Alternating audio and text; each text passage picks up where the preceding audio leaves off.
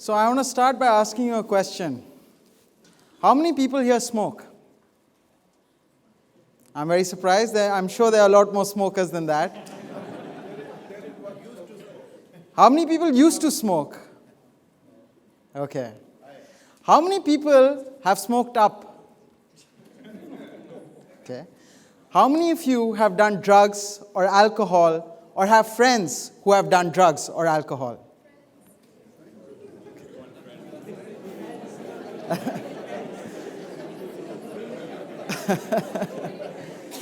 So my name is Haider Ali Shishmahal, and I am an addict. I am not currently addicted to anything, but I will always have to remain vigilant and protect myself from dark habits like smoking heroin. I'm here today to tell you that change is possible and quitting is too. If you asked me where I would have been 10 years ago today, I would have said dead in a ditch. And this is not just an expression. I used to go to a village on the outskirts of Karachi by the highway to score cheap and powerful heroin. One time I smoked so much that on my way back, I fell unconscious behind the wheel and plunged myself and my car headlong into a ditch. Maybe it takes an addict to understand the desire to keep using a drug like heroin, something that poisons you and paralyzes you, ruins your relationships with friends and family, your academic career, your work career. But it's the fear of withdrawal, that betrayal of the body that once you start using, keeps demanding more and more. So how many people here have been in withdrawal? Yeah, one, I'm surprised. Two people? Yeah, that's what I guessed. And how many of you have seen it up close in friends or in loved ones? A few more. Addiction to heroin is like either being numb or in a state of constant withdrawal. It's being stalked by desperation to get more heroin, fear that you will run out of the drug, helplessness to stop smoking.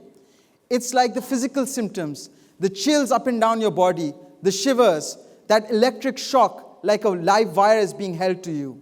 It's like waiting in some colony, puking your guts out, hoping the dealer will show up and give you some solace to your miserable existence. As an addict, I kept looking for a miraculous inner strength, some force of will or character that would let me stop. But it never happened. During my senior year at LUMS, I would wake up in the morning and the first thing I would do would be smoking heroin. Then I would try to be functional in some small way, and then I would smoke more heroin. After that, I would nod off for a while and wake up in the evening to smoke some more. Eating used to hardly be on my mind. When I would go to sleep at night, I would be so dead to the world that when I woke up in the morning, my arms used to be limp from dead and damaged nerves. Eventually, I had to look to my family for help. I was now back in Karachi. I was 22 years old. I was a fresh graduate. I was now jobless. I was broke, and I had just totaled my mother's car. I had some redeeming features. I never injected heroin. I never stole or never sold stuff to fuel my addictions. But for me, this was rock bottom. I was at my limit, and I didn't think I could take it anymore.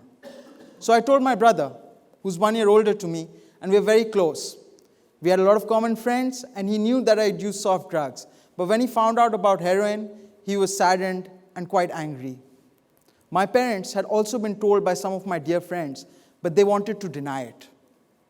I was never that person growing up, a hard drug addict.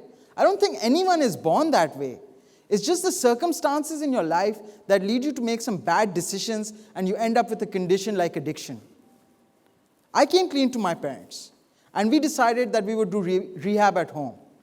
We also considered psychiatric care and inpatient rehabilitation facilities, but one, they were too expensive, and two, there was just too much stigma attached, and I think I had seen One Flew Over the Cuckoo's Nest far too many times and was just too scared. This is not to say that psychiatric care doesn't work, because a few of my friends did go down that route and they turned out well. And later on, therapy really helped me. But at the time, I wanted help only from my family, my loved ones, those who were closest to me, and those who I could rely on for their support. So, we decided to do a sober recovery at home. And it was not easy. I had a lot of pangs, I had a lot of withdrawals. I wanted to run away, escape, and just get my hands on that drug so I could feel normal again. But when I tried to go out, the gate was locked. I was gently taken back inside the house, and an old addict's remedy of ice-cold water was thrown all over my face and body that shocked me back to my senses. I did not even go off heroin cold turkey. I tapered off and asked my father to give me smaller and smaller amounts of the drug every day. I think I made it more painful than it had to be, both for himself and for me. But I quit on my own terms, and it worked. I got clean 10 years ago. And I'd like to say that I never did it again, I never touched the stuff, and it never went to my lips. But that would be a lie, because I have had a few relapses for short periods in between. Addiction is a lifelong condition, and relapse is very difficult to explain, especially when life is going so good and everything is going so swell. So why does it happen? It happens when you're at a familiar place, when you have the freedom and the ability to buy. It happens to me when I'm in Lahore. I feel weak and helpless, and I can't say no.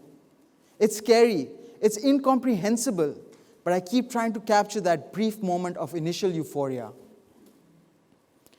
Your prognosis as an addict is what you make of it. They say either you are chasing the dragon or the dragon is chasing you, which means either you are running after your highs or running away from them. To me, relapse is like getting a flat tire. If I get a flat tire, I don't slash all three of my other tires, abandon my car, and walk off into the unknown. I make a change, and I get back on that wagon. When I first started using, I was 20 years old. I had already used soft drugs quite excessively, and my older friends had started using heroin. Some of my most cherished relationships were in shambles, and it just seemed like the logical next step to take in the journey I called my life. The first time I did heroin, I got so happy. All my problems melted away, and I felt euphoric. And I kept chasing that feeling more and more. But the more heroin I did, the more elusive it became. I thought I could quit anything, but I didn't realize the price, that doing heroin comes with a lifelong condition known as addiction. I replaced heroin. I replaced it with the love of my friends and my family, with video games, with lifelong learning, healthy living. I went on in my 20s to do a bachelor's in education and follow my passion to be a teacher. I fulfilled another dream and did my master's from Harvard University. I found that addiction is not life's only struggle, and also struggled with mental wellness for a long time. I kept pushing myself to do more, to try new things. I published articles, short reads, video games, websites. Some years slipped by my hands, but others, I swear, I did twice as much as anyone I know. I am a fully functional adult. I am a head of department at a private university. I am a founder of an indie game studio. I am an advisory board member. I am a teacher. I am a learner. And I am an addict who knows how to quit anything. Thank you.